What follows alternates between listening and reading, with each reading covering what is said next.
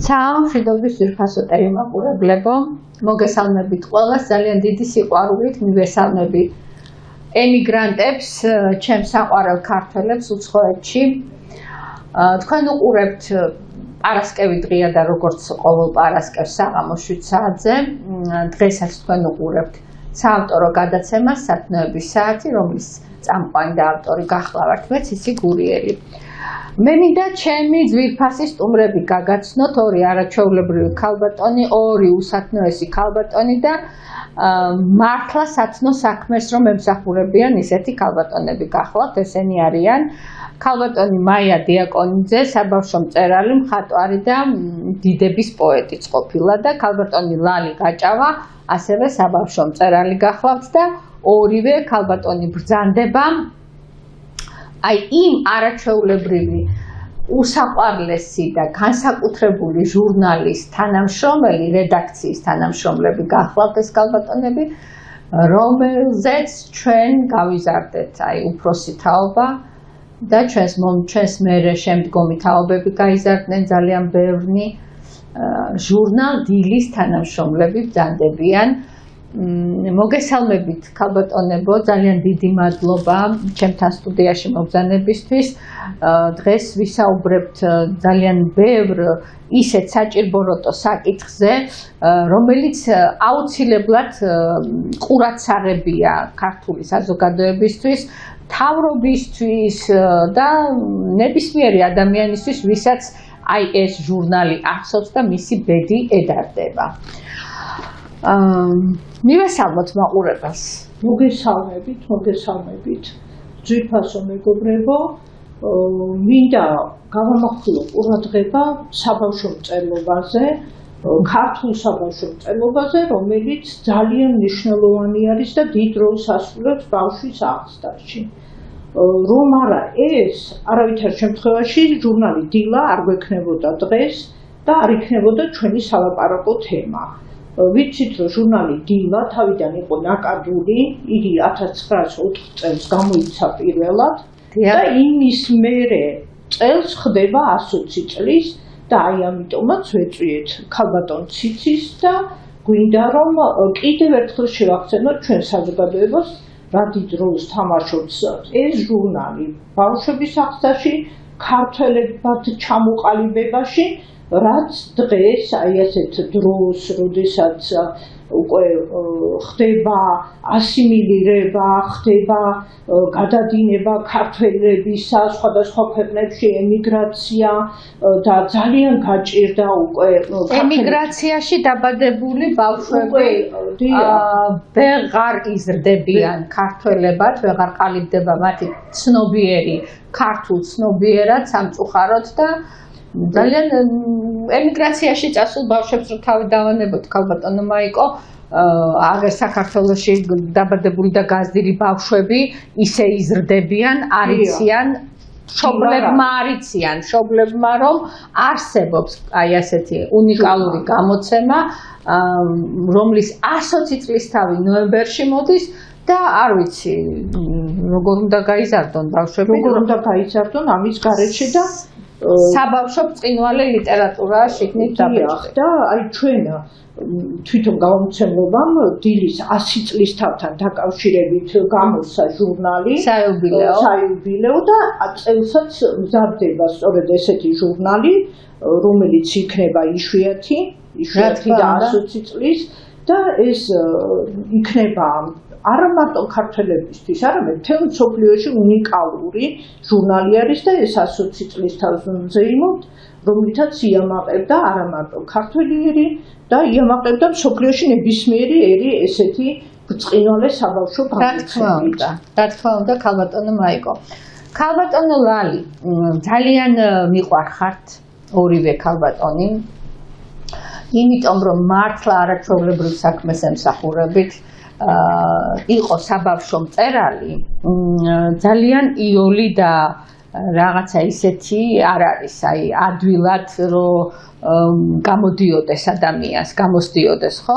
პირიქით, საბავშვო მწერლობა არის, მე თუ მკითხავთ, უფრო მეტად მნიშვნელოვანი, უფრო მეტად საპასუხისმგებლო, უფრო მეტად ჩასაღრმავებელი, რას მიაწოდებთ ბავშვს, რა კუთხით მიაწოდებთ, როგორ მიაწოდებთ, რომ მისი ქვეცნობიერი ყალიბდება, ბავშვის პიროვნება ყალიბდება და აი აქ არავითარ შემთხვევაში არ შეიძლება რაღაცა შეცდომა დაუშვა, ზუსტად უნდა მიაწოდო მის სულიერებას ის საკვები, რაც დიდ როლს თამაშობს შემდეგ ადამიანის სულიერებაში და პიროვნებად ჩამოყალიბებაში. ქალბატონო ლალი, თქვენ როგორც აი ახლა ორივე ქალბატონის ჟურნალ დილის რედაქციის თანამშრომლები ბრძანდებით, მაინტერესებს თქვენგან რა მდგომარეობაშია დღეობით ჟურნალი დილა, იმის გარდა რომ ესე იგი ამაში მოვიაზრებ ამ კითხვაში მოვაქციოთ ბარემ ამ გამოცემის გასაჭირია თუ და ჭირია თუ ხინია ყველაფერი მოვაქციოთ და ყველაზე მნიშვნელოვანი ავტორები ვინ განთავსდებიან, როგორ ფინანსდება, ვინ აფინანსებს, რა სირთულეების წინაშე გახართ და მე ვიცი რომ საშიშროების წინაშეც დგას ჟურნალი, მისი არსებობის საშიშროება, ესე იგი ყოფნა არ ყოფნის საშიშროების ზღვარზე დგას ჟურნალი. გისმენთ? გესახმებით, მივესალმებით თქვენს მაყურებელს. ძალიან დიდი მადლობა. პირადად თქვენ მინდა გითხრათ დილის სახელით, ჩვენი სახელით, იმიტომ რომ ყოველთვის გულშემატკივრობთ, აი ეს მეგობრობა ძალიან დიდი ხანია გრძელდება და ეს გულწრფელი მადლობა თვალსაჩინო არის და სწორედ აი იმის გამო რომ ჩვენს გვერდით არიან ასეთი ადამიანები, როგორც პირადად თქვენ ბრძანდებით, აი ამის წყალობით ჟურნალი დილა დღესაც გამოდის, რა თქმა უნდა, ახარებს თავის პატარა მკითხველს. ქალბატონმა მაიკომ კარგად თქვა, ყველაფერი, ანუ ის ისტორია, რომ 120 წელი არ არის, რა თქმა უნდა, ეს პატარა დრო, მთელი ეპოქა არის, მან თავისი სიტყვა თქვა, დიდი ისტორია დაწერა და რა თქმა უნდა, ახლა მიულოცავ ქართულ მკითხველს, მთელ საქართველოს, რომ აი 120 წელი უსრულდება ჟურნალ დილას, ქართულ საბავშვო ჟურნალს, რომელმაც რა თქმა უნდა ძალიან დიდი გზა გამოვიდა აი სათავეში ისეთი ადამიანები იყვნენ და ისეთი მყარისაძირკველი დადგეს მათ, რომ აი ეს დილა მართლაც მზესავე დამოფინა და დღემდე მიუხედავად უამრავი საფრთხისა, საშიშროებისა, აი ამ 120 წლის მანძილზე იყო ძალიან დიდი ზეწოლა პოლიტიკური და ასე შემდეგ და უფრო ალბათ მაინც იმედიანად რომ ვიყავით, იმის გამოც დღემდე მოვედით. რა თქმა უნდა, პრობლემები არის უამრავი, ნებისმიერ წიგნს თუ ჟურნალს თავისი ბედი აქვს, ისე როგორც პიროვნებას. აი, ჟურნალს თავისი ბედი აქვს. ის რომ ყოველთვის ასე ხდებოდა, მიუხედავად გაჭირვებისა, მაინც რაღაც ძალას იკრებდა ხოლმე და ის რომ ხაზი უნდა გაუვსოთ უწყვეტად 120 წლის განმავლობაში გამოდის ჟურნალი დილა და აი რამდენი პოლიტიკური ნებათა ღელვა გაუძლო და გამოიარა, კი ბატონო. რავი, თვითონ პიროვნებები ძალიან ბევრი შეიწირა კიდეც თავის დროზე აი პოლიტიკურმა რეპრესიებმა თუნდაც ეს 30-იან წლი 37 გავიხსენოთ და ასე შემდეგ, ამაზე არ ვილაპარაკებ, იმიტომ რომ ბევრი ნამდვილად არის ალაპარაკო, მაგრამ ზუსტად ამას ვამბობ, რომ თავისი ისტორია მან დაწერა და ძალიან დიდი ეპოქა შექმნა, მაგრამ დღეს, რა თქმა უნდა, როდესაც მართლა ცხელის ხელსაგუგმანები ჟურნალი არის და ძალიან მნიშვნელოვანი არის, რომ ის ძალიან დიდ როლს ასრულებს ქართული საბავშვო ლიტერატურის განვითარებაში.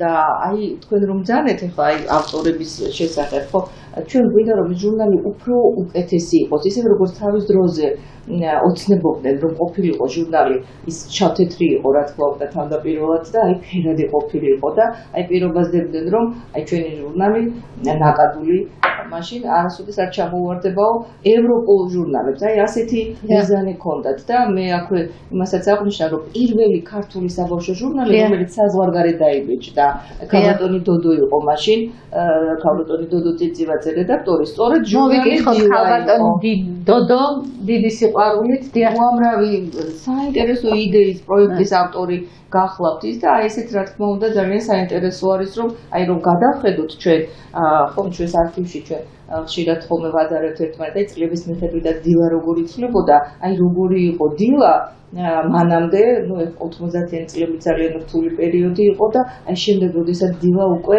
აი საზღვარგარეთმაგაზე დაიბიჭდა მაგრამ როდესაც უკვე ახაც იყო ის პირობები რომ ახაც შესაძლებელი იყო აი მხარისხის ჟურნალი გამოცემულიყო რა თქმა უნდა მიჭდება საქართველოში და აი მაყურებელი რა თქმა უნდა თვითონაც ძალიან კარგად ხედავს ამას და მკითხველმა ხომ იცის ხომ როგორი ფერადი, როგორი საინტერესო არის, უამრავი საინტერესო მხატვარი. მართლა ძალიან ბევრი მხატვარი მუშაობს იმისათვის, რომ ბავშვებისთვის აი თვალსაჩინოდ ლამაზი იყოს თითოეული ლექსიის გაფორმებული ოთხრობების, ზღაპრები და ასე შემდეგ. ქალბატონო ლალი, ერთი წამით გაგაწყვეტინებთ ზებოდიშის მოხდით რა ხან მხატვრები ვახსენეთ ჩვენ აქ.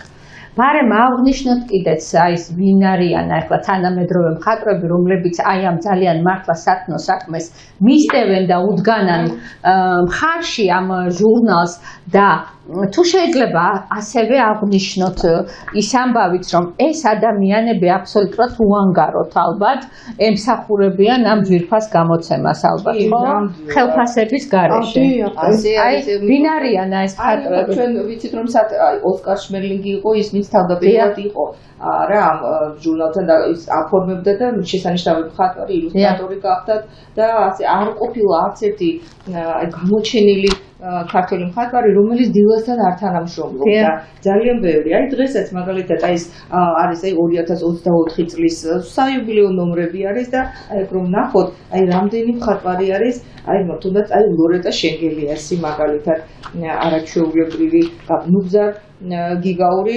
თვითონაც ხატავს და სანწერს არაჩვეულებრივად მხატვარი ბესო ხიდაშელი აგერა ხალხაშვილი წინვალე მხატვარი ძალიან ბევრი საინტერესო მხატვარი ძალიან ბევრი ნიჭიერი და ჩვენთვის რაც მთავარი არის რომ რა თქმა უნდა აი როდესაც ვამბობთ რომ დილა იყოს უფრო მრავალფეროვანი კიდევ უფრო მეტი მხატვარი უფრო მეტი ავტორი განსაკუთრებით აი თანამედროვე საბავშვო მწერლები რომ აი თავის შემოქმედებას სწორედ დილის ფურცლებიდან აცნობდნენ მკითხველს ეს ჩვენთვის ძალიან სასიამოვნოა მაგრამ როდესაც ჟურნალი მაშინ როდესაც გამოდიოდა წელიწადში 12 ნომერი და ახლა მხოლოდ აი რამდენიმე ნომერი გამოვა 3 თვეში 4 თვეში ეს ნამდვილად სამწუხარო არის და ამიტომ აი ამ პრობლემას როგორღაც უნდა მოვიწყოთ დაფინანსება რა თქმა უნდა ჩვენ არ გვაქვს აი ახლა საიუბილეო ნომრის შესახებ გესაუბრეთ ქალბატონი მაია და მერიამ დაგვაფინანსა მხოლოდ ეს ერთი ნომერი დანარჩენი რაც როგორც გაიყიდება ჟურნალი აი ამ შემოსავლით მხოლოდ ისევ ჟურნალი ანუ სახელმწიფო ჩართულობაა საჭირო აუცილებელი ჩართულობა რომ ეს იყოს დაფინანსებული არა მარტო გამოცემა, არამედ დაფინანსებული იყოს ხელფასები, მხატვრების, ავტორების, იქ საბავშვო მწერლები, ვინც აქვეყნებენ აქ მასალას, რა თქმა უნდა, მხარდაჭერა აუცილებელია. პოზიცია მთავრობას უნდა ქონდეს. რა თქმა უნდა, ძალიან მნიშვნელოვანია. ჩვენ გასაკეთებელს ჩვენ გავაკეთებთ, რა თქმა უნდა, ძალიან მნიშვნელოვანია. ბევრს ვაკეთებთ კიდევაც, მაგრამ მხარდაჭერა. ქალბატონო მაიკო, უკაცრავად ისა აი ესეთი მნიშვნელობის ჟურნალი ჩემი ბავშვობიდან და თქვენც კარგად გეხსოვებათ და ჩვენ ყველა ადამიანებსაც ემახსოვრებათ რომ ეხლაც არის რაღაც გამოწერებია მაგრამ რა ვიცი რა სიწერენ და რა გაზეთებს იწერენ არ ვიცი ესე იგი მოდიოდა სახლში გამოწერით ხდებოდა ეხლა აი რა სიტუაცია სკოლები არ იწერენ დაუშვათ კი ბატონო ხალხმა თქვით რომ არ იციან და რა ქვია დიდათ წარმოდგენა არ აქვს რომ კიდევ გამოდის აი ეს ჟურნალი და სკოლებმა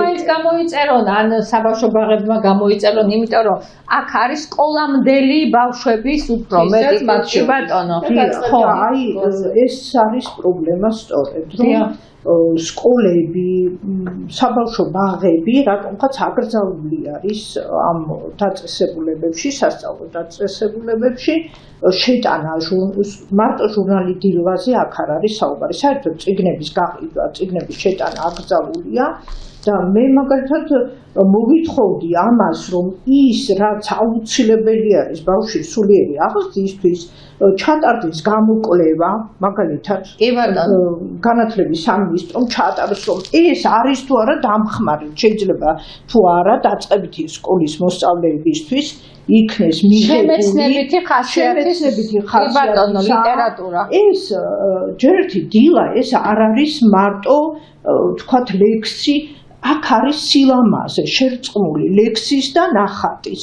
და ეს არის ხელოვნება, რომელსაც აუცილებლად უნდა ეზიაროს ბავშვი და ესთეტიკური გემოვნება ჩამოუყალიბდეს და ჩემი აზრით ძალიან კარგი იქნება ხელოვნების გაკვეთილები ისწავლებოდეს დილასთან ერთად. დილის გადასარევი აზრია. და აი ერთ რამ ემზარ კვიტაიშვილი ვიცით ცნობილი პოეტი და ხანდაზმული ადამიანი. ხანდაზმული და 115 წლის როცა გახდა დილა, მაშინაც ვერ შეძლეს დიდი ჟურნალის გამოცემა. აი მაშინ გამოვიდა ეს ჟურნალი და ემზარ კვიტაიშვილს აუწერია ესეთი ლექსი.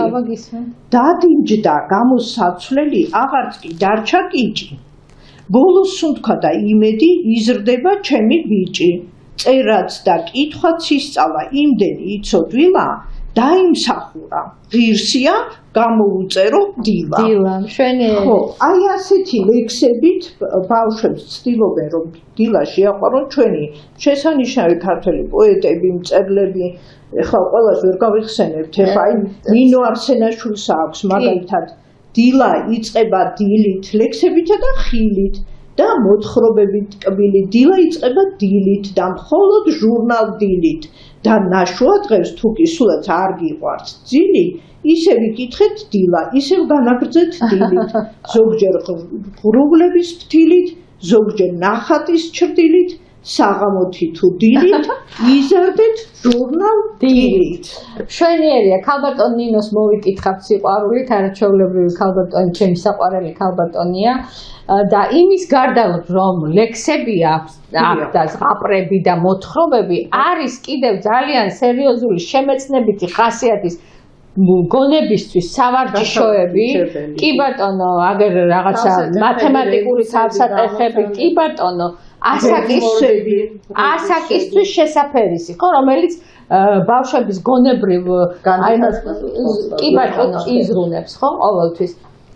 აი მაგალითად ანოს და ჯუნას და თანაც კიდე რა მომწონს ქალბატონი დოდო ყოველთვის ცდილობს ახალ ავტორებს მისცეს ხოლმე ასე ვთქვათ გასაქანს აძლევს რომ იქნებ და იქნებ, იმიტომ რომ საბავშვო მწერლობა არის ქართული საბავშვო მწერლობა არის რაღაც შევიწროებული ვართ ასე ვთქვათ. საბავშვო მწერლობა მე თუ მკითხავთ ახლა არის სავალალო მდგომარეობაში, იმიტომ რომ ალბათ დამეთანხმებით ქალბატონო ლალი, თქვენთვის უნდა დამესვა ახლა ეს შეკითხვა, რომ აი თქვენი აზრი თანამედროვე ქართულ საბავშვო ქართულ არა, საბავშვო მწერლობაზე შემოსულია ძალიან ბევრი უცხოური ლიტერატურა, რომელსაც საბავშვო ლიტერატურა ჰქვია სახელად, მაგრამ აი ცოტა ისეთი სიტყვა, აი ამაზრზენი სიტუაცია რა, ის საბავშვო რა საბავშვო, არავითარ შემთხვევაში არ შეიძლება ბავშვებმა ის ჟურნალები და ის გაზეთები მისა, ის ლიტერატურა იკითხონ, რასაც საბავშვო ლიტერატურა ქვია, ის უცხოეთიდან შემოსული. თქვენი აზრით? ზოგადად რა თქმა უნდა, როგორც მწერლობაში, ლიტერატურაში არსებობს რა თქმა უნდა უამრავი პრობლემა, ქართული საბავშვო მწერლობაც არ არის კანონმდებლობაზე ამ თვალსაზრისით და პრობლემა მართლაც უამრავია. დაკავშირებით შეიძლება ვისაუბროთ, მაგრამ თავარი მაინც ის არის, რომ აი ასე რომ დავსვათ, მაგალითად იქ როგორ უნდა დავწეროთ კარგი ქართული საბავშვო ნაწარმოები. ხო, ალბათ პირველ რიგში უნდა ძალიან კარგად ვიცოდეთ ქართული ენა.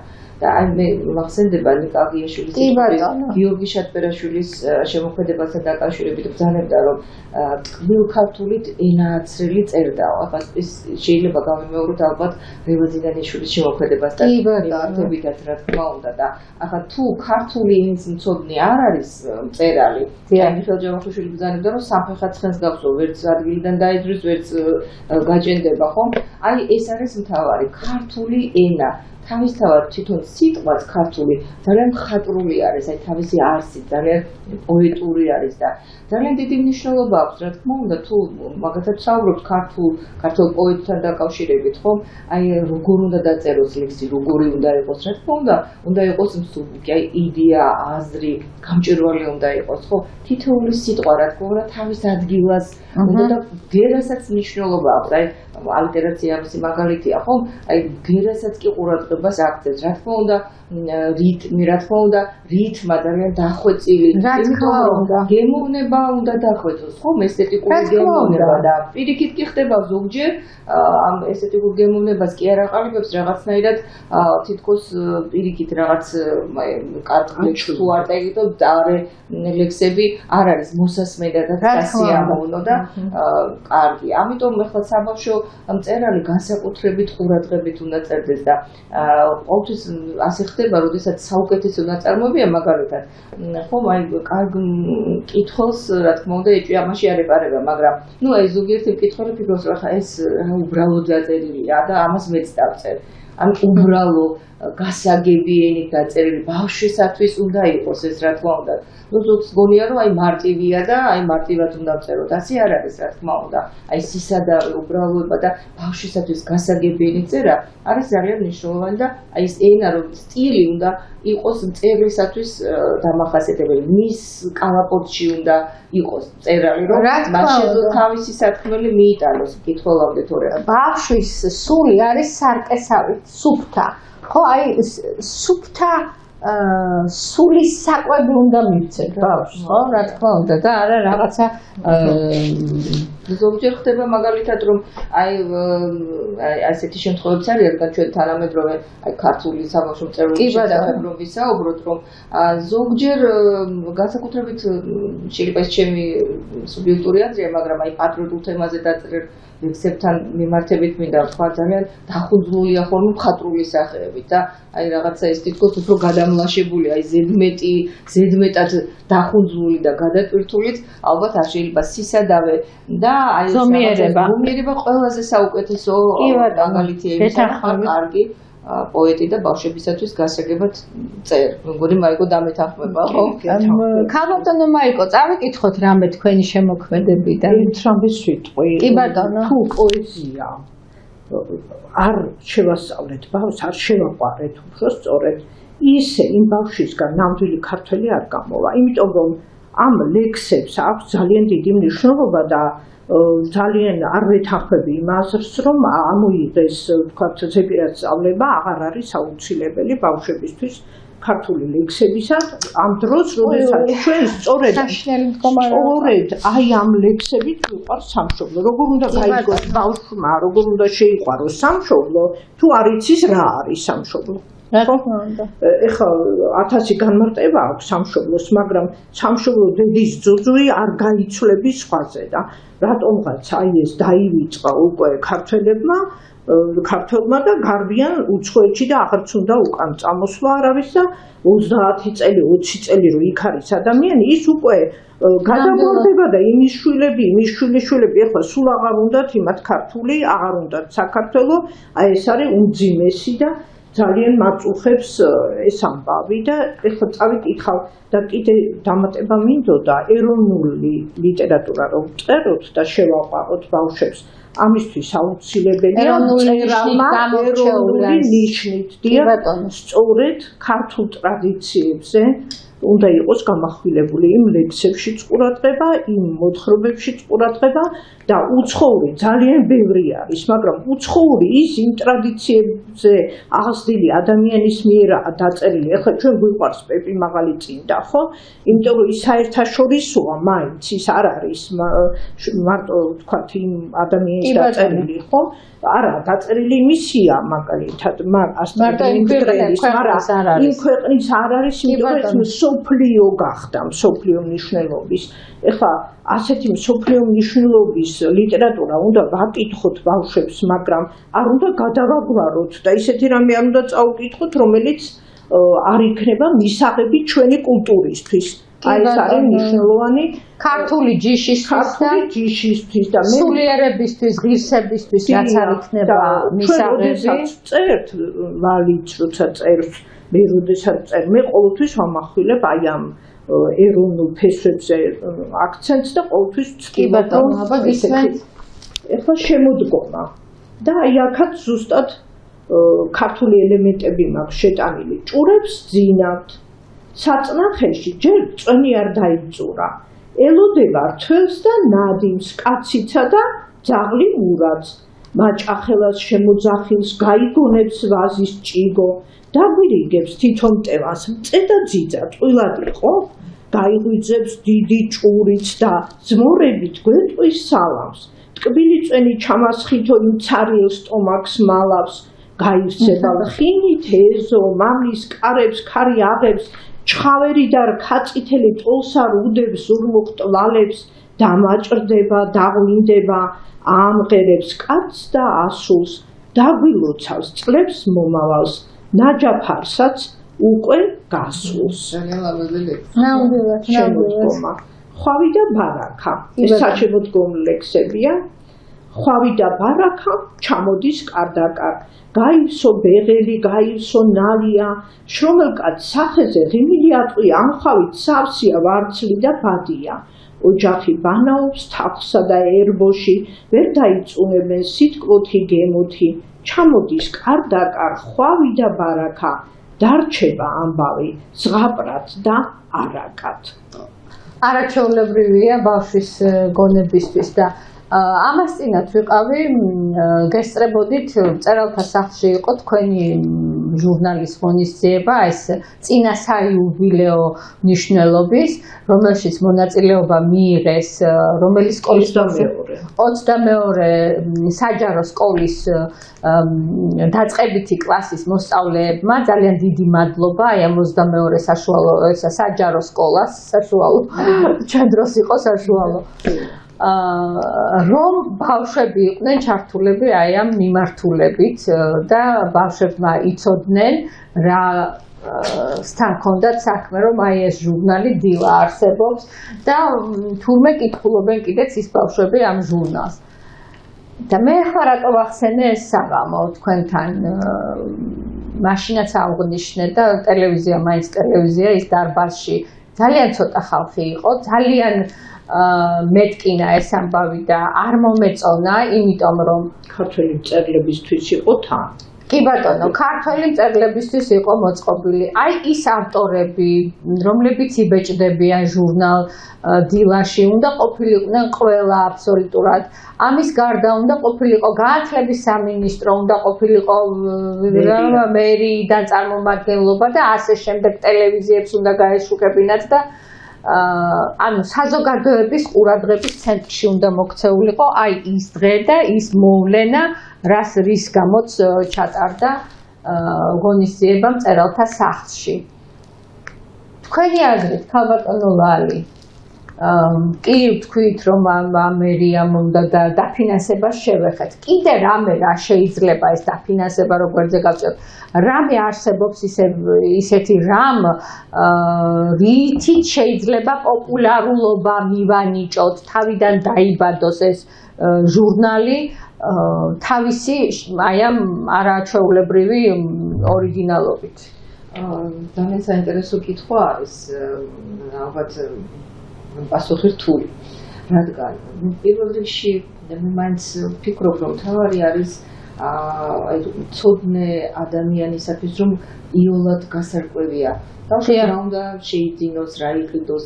ახლა როდესაც ჩვენ საუბრობთ, რომ აი ჟურნალ დილასთან დაკავშირებით, ხო, ვინ უნდა წაიკითხოს, ხო, ეს არის განკუთვნილი პატარებისთვის, რომლებიც ახლა თავისუფლად ვერ შევლენ მაღაზიაში ვერ იყიდიან, მას მშობელი უნდა დაეხმაროს. რა თქმა უნდა. პირველ რიგში ეს უნდა იყოს მშობლისნება და რა თქმა უნდა პედაგოგი, რომელიც ასწავლის ზუსტად მხატვრულ სიტყვას, ასწავლის ზოგადად ხელოვნების როლს, რა მხოლოდ მნიშვნელობა აქვს მათ ცხოვრებაში და აი მე მინდა ის თქვა რომ აი როდესაც რთულია რა თქმა უნდა პირობები გაჭირებული ქვეყანა არის უამრავი რა თქმა უნდა გამოწვევა და ასე შემდეგ შესაძლებელია მშობელი ფიქრობდეს რომ უფრო უკეთესი არის რაღაც მატერიალური კეთილდღეობისათვის იფიქრო შვილების გამო რაღაც გზაზე დააყენო და ფიქრობს რომ აი გზაზე დააყენება ეს არის მხოლოდ ფუფუნება. აი სწორედ ეს მატერიალური უზრუნველყოფა. კი ბატონო. ამ დროს კი თუ ჩვენ აი მთელი ძალმღონე არ დავხარჯეთ და არ მოვახმარეთ აი ჩვენი შეგნებული ცხოვრება მხოლოდ სულიერ განვითარებას ბავშვებისას აი იქნება წყალში გადაყრილი რა თქმა უნდა ის ყოველი წუთი გზა ის თანხაც რომელსაც ის გაიღებს იმისათვის რომ თუ იფიქრებს რომ აი მშობლები რომ შვილისათვის თავარი არის რა თქმა უნდა მხოლოდ კეთილდღეობა ამ თვალსაზრისით რომ იყოს მატერიალურად უზრუნველყოფილი. არა და ისეთ ეპოქაში ვცხოვრობთ ძალიან რთულ ეპოქაში ხო მე რა ვიცი მატერიალ ტექნიკური და რა ვიცი აი ზეობის ხანაში ვცხოვრობ. ციფრული ეპოქაა ციფრული. სოფლიოშიც რა გამოწვევები ძალიან ბევრია ხო ახლა ომი უბედურება ათასი პრობლემა და ახლა ბავშვით იზრდება რა თქმა უნდა აი ამ პრობლემებში. ამიტომ მან რომ დაძლიოს ეს აი როგორც ქალბატონმა მაიკომ თქვა მე ვეთანხმები რომ აი პატარობიდანვე მას უნდა ვასწავლოთ რა არის სიკეთე, რა არის მეგობრობა, სიყვარული, როგორ უნდა ვასწავლოთ ასე მშრალად მხოლოდ რომ აი ეს სიყვარული კარგია, სიკეთე კარგია, ეს არ არის მომტანი შედეგის, იმიტომ რომ უკეთესია აი მხატვრული ნაწარმოებები წავიკითხოთ, აი უამრავი კარგი ნაწარმოები, მაგალითად ჟურნალ-დილაში რომ იბეჭდება როდესაც წაიკითხავ ძალიან ბევრ საინტერესო მოთხრობას ხო, სადაც აი სწორედ ამ სიკეთისა და სიყვარულის შესახებ არის მოთხრობილი. აი რა ხდება ჩვენც ყოფილვართ არა პატარები და ბავშვობიდან მოვდივართ, როდესაც კარგი წიგნი წაგუკითხავთ, აი ძალიან ხშირად ამ ემოციებით ვართ შემდეგ, არა? კიდევ გვინდა წავიკითხოთ და ჩვენ როგორ ასოციაცია როგორი გვაქვს, რომ აი თითქოს იქ ვიყავით რაღაც პერსონაჟის გვერდით და გვინდა რომ დავიმსგავსოთ მათ. აი ესე ფიქრობთ პატარა ცხოველი განცდა ესეთი. აი ამ განცდების გამო რომ აი ბავშვი უფრო უკეთესი ხდება რა თქმა უნდა და ასე უკეთ სწავლობს როგორ იცხოვროს თუ თავიდანვე არ მივეხმარე და არ ვასწავლეთ უამრავი გამოწვევა არსებობს და ამ გამოწვევას უბრალოდ ვერ გავუმკლავდება და არ უნდა მივატოვოთ აი თავიდანვე უნდა ვასწავლოთ შევაჩვიოთ წიგნის კითხვაც და აი შემდეგ რა თქმა უნდა რატომ უნდა წავიკითხო წიგნი აი რატომ უნდა ვისწავლო სწორედ იმიტომ რომ იყო უკეთესი და ხელი უნდა შეუწყოს მშობლმა და პირველ რიგში რა თქმა უნდა სკოლა აი ახლა რა ხდება აი ძალიან მოკლედ მინდა ვთქვა რომ აი რა თქმა უნდა ცეკვაზეც უნდა იაროს დაუშვათ მუსიკაც უნდა ისწავლოს და ასე შემდეგ მაგრამ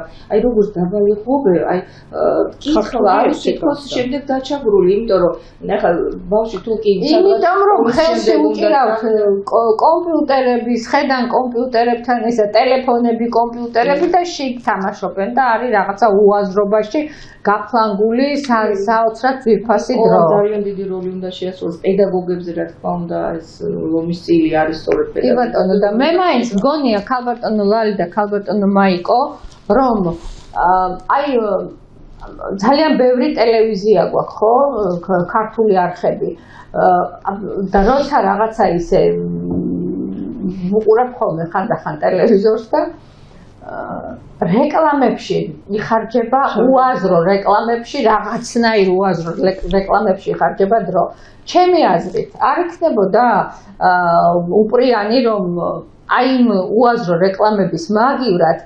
გაერეკლამებინათ დილა რომ არის აი ესეთი მშვენიერი ნახატებით როგორი ნახატები აქვს როგორი საყვარელი ჟურნალია რომ ამ ტელევიზიით გაიგებენ სკოლებიც, მშობლებიც, ბაღებიც და ასე შემდეგ თავრობაც და ყველა ვისაც ეხება რომ აი არსებობს ეს ჟურნალი დილა და სხვანაირი მოპყრობა ჭირდება, სხვანაირი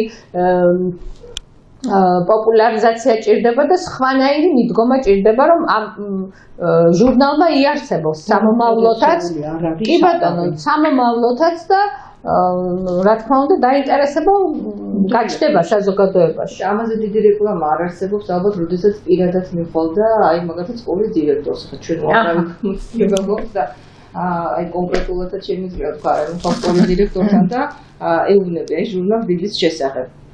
ხომ აი ყველაფერს აუხსნი, ეტყვი, ან დაახსნას აღარ მეჭირდებოდეს, ხო და ის თან მიზერული ფასი აი ეს გულგრილი დამოკიდებული. რა არის ჟურნალი? 3 ლარი ღირს ეხლა და ადრე 2.5 ღირს. ხო, ნუ აი რა არის 3 ლარი, ხო? არაფერი არ არის, რა თქმა უნდა, ეს თანხა რო გადაიანგარიშო კიდე თვეში და თვეშიც არ გამოდის, ხო 3 თვეში ერთხელ გამოდის. და თურმე ესეთი შემთხვევა ყოფილა ჟურნალ დილის რედაქციის თანამშრომლები მისვლან ერთ-ერთ სკოლის დირექტორთან და იმას უთქვავს, რომ რა თმინდა თქვენი დილა, რომ აქ მწვერი გამიმრავლდესო. წარმოგიდგენიათ. ხო, იმას არ აინტერესებს. ქალბატონო ლალი, მაიკომ წაიკითხა თქვენ ეგება, წაგვიკითხოთ თქვენი შემოქმედებიდან რამე. ახლა რადგანაც ეს ბულ ნომერი არის საიუბილეო და ახლა რაც გამოვა უკვე იქნება 120 გვერდიანი დიდი ჟურნალი უკვე. აი აქ დაიბეჭდა ჩემი რამდენიმე ლექსი. და ერთ-ერთი არის გაბრიელი, ამას წავიკითხავ. კი ბატონო. ჩაკირკიტებს დედაენას და ხალისით სწავლობს კითხვას. ხელს შაკიდებს ასოს, ხარს აუბამს სიტყვას. ასკინკილა მარცვლებს შეკრავს კუნწულებად, სხივთა კონად. აი ია, აი თითი, რა კარგად უთქვამს გოზას. სტრიქონ ცას მიყვება და გზად აზრის კვირტებს ფურჩქნის. თითქოს ვაზის ფურცლებს ფურცლას, ცხრათვალა კი ზღაპარს უძღვნის. კიდევ ერთი წავიკითხოთ რა. აი მაშინ ეს საყვარელი რაღაცა. აქ არის და აი ეს ლექსით ბარემ წავიკითხავ მაშინ. დედა პანდას დარდი. დაეკარგა პანდას მადა, არც ბამბუქს ჭამს, აღარც ნამცხვარს. წიგნს კითხულობს, წერს და ხატავს, მიუმატებს გარგარს ატამს. მეუბნება მოსწავლება დაგავიწყდა დედაგანა ჭამას მისთვის ვეღარ ვიცლი გამეღვიძა სწავლის მადა. არაჩვეულებრივი წაიკითხეთ ახლა თქვენი ცოტა დაგვრჩა დრო და მინდა რომ ლექსები მოვისმინოთ. რა ლაღობ უფლის ჩიტო. რად ჭიკჭიკებ, რა დამღერი, დილით ბიჭი დაიბადა, ასახელოს უნდა ერი. მამულს რწმენით ემსახუროს, ღვთიურ სიტყვას მისცეს ფასი, სიყვარული ჰქონდეს მუდამ, ჯერ ღმერთის და მერე კაცის. არაჩვეულებრივია მართლა. ერთის წავიკითხოთ. წყაბაწყობით მოდის წვიმა, თამუნიამ დაიძინა, ეს იზრდება ტყედან მდელო, გოგო არის სასახელო, ეს რა მოაქვს შრომელ გოგოს, გაუსია კაბის კალთა, ნაწვიმარზე სოკოების, კრეფას ვეღარ აუთავდა. აი საზოგადოებას მივმართოთ ახლა ჩვენ შეგიძლიათ ქალბატონებო 3 წუთი დაგვრჩა მივმართოთ საზოგადოებას დილის შესახებ. აი რას ეტყოდით საზოგადოებას? ძვირფასო მეგობრებო, მოგიწოდებთ, შეიძინეთ თქვენი ბავშვებისთვის დილა აუცილებლად, ამას ვთხოვე იმიგრანტებსაც. არ არის ძნელი აქედან გადაგზავნა, თუ კი იქაური ქართველები დაინტერესდებიან. ხო, ჩვენ დიდი სიხარულით მოგაწოდებთ ხოლმე დილის ჟურნალებს, გადმოგგზავნით, რომ თქვენ ქართველებს, პატარა ქართველებს არ დაავიწყდეთ ქართული ენა და ლიტერატურა და მით უმეტეს აქაურ ქართველებს, საქართველოში მცხოვრებს მოუწოდებთ, გამოიწერეთ, ჩვენ გვექნება აუცილებლად გამოწერა. და გამოიწერონ ჟურნალი. ქალბატონო ლალიკო, თქვენას მინეთყოდით. დიდი მადლობა ამ შესაძლებლობისთვის. მე კიდევ ერთხელ მივულოცავ კითხულ საზოგადოებას ჟურნალ დილის გამოცემის 120 წლის იუბილეს და ყველას ვისაც უყვარს კითხვა, ვისაც უყვარს დილა, გეპატიჟებით 2 დეკემბერს საჯარო ბიბლიოთეკაში დიდ საგამოფენო დარბაზში აი ამ საიუბილეო ზეიმზე გთხოვთ მოგზავნეთ.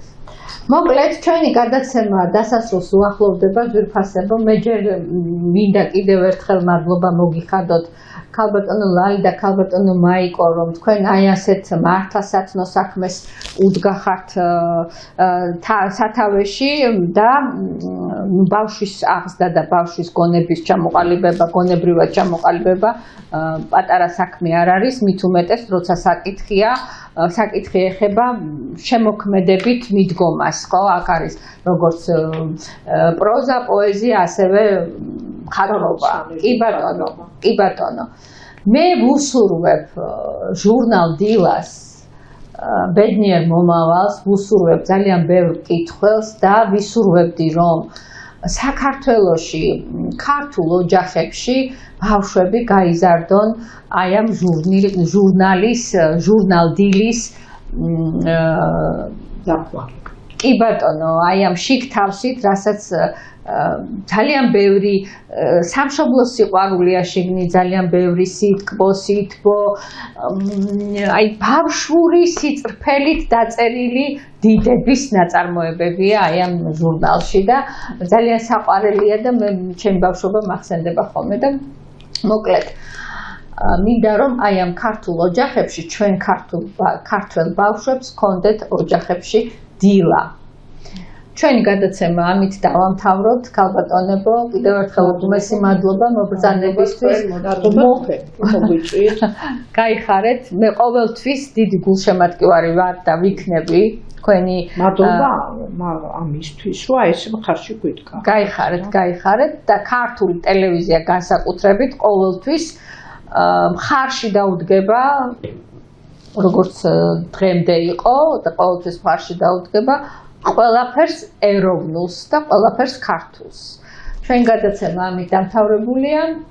მე მომავალ პარასკევამდე გემშვიდობებით, ძალიან დიდი სიყვარულით და ჩემ პატარა მეგობრებს, სკოლის ბავშვებს, აი იმ პატარა ცუგრუმელა კუდრაჭა და კოკროჯინა გოგო ბიჭებს მივმართავ, რომლებმაც მიიღეს მონაწილეობა იმ საღამოსში.